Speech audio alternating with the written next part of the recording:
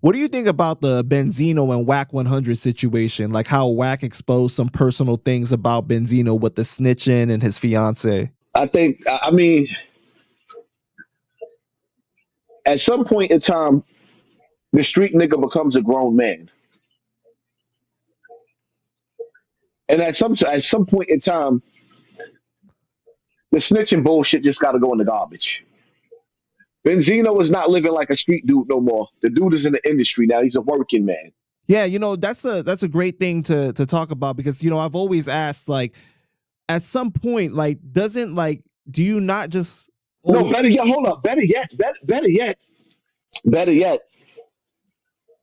Wack 100 has to decide whether he's for snitching or he's against snitching because the reality of it is that when the doors closed for Takashi 69, he used me in the controversial interview that me, him, and academics did to go so viral.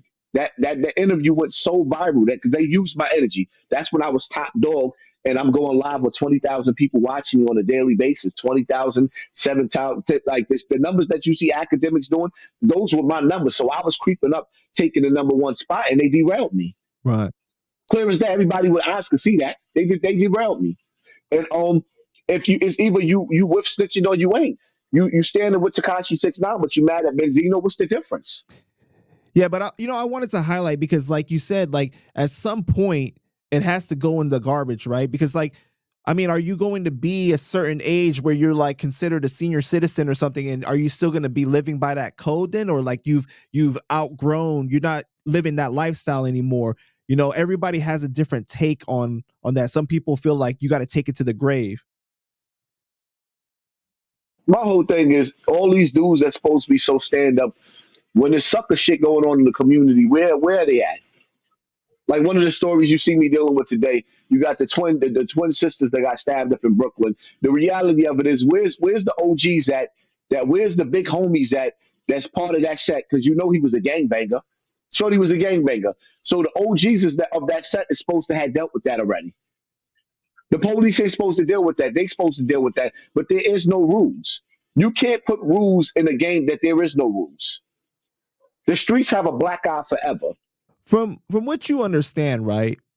How does Wack acquire like recordings and videos and just everything almost on everybody? Uh, De La Hoya, uh, Nipsey he's government.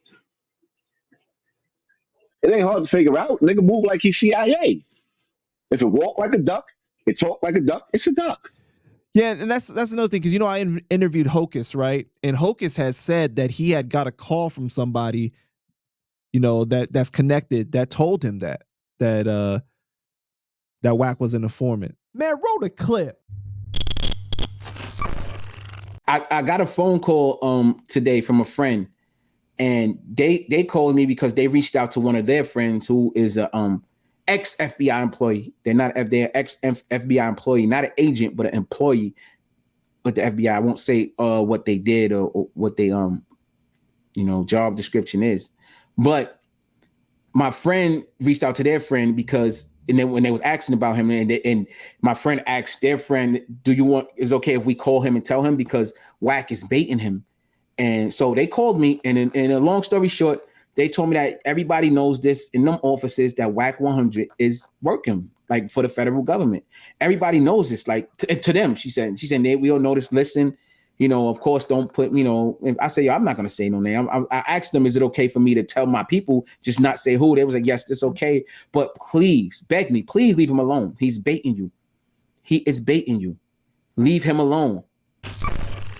Listen, man, you've never seen a millionaire move like that before in your life. Usually a beef with giants.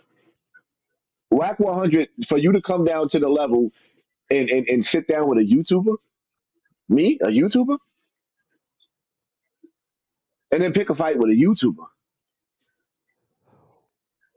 Wack name damn near was almost legendary status until he had that beef with me and he crashed into that Hassan Campbell wall. Because once he crashed into that Hassan Campbell wall, nobody respected him after that. What is the ultimate? What is the Yes. ultimate goal for him? Do you think then? Because it's like beefing with so many people. Like, what is the goal of that? The just attention seeking or what? To, to keep you distracted. To keep you distracted. They spend billions of dollars to keep you dumb, and they use him content creators and sports to keep you dumb so that you can't elevate in life.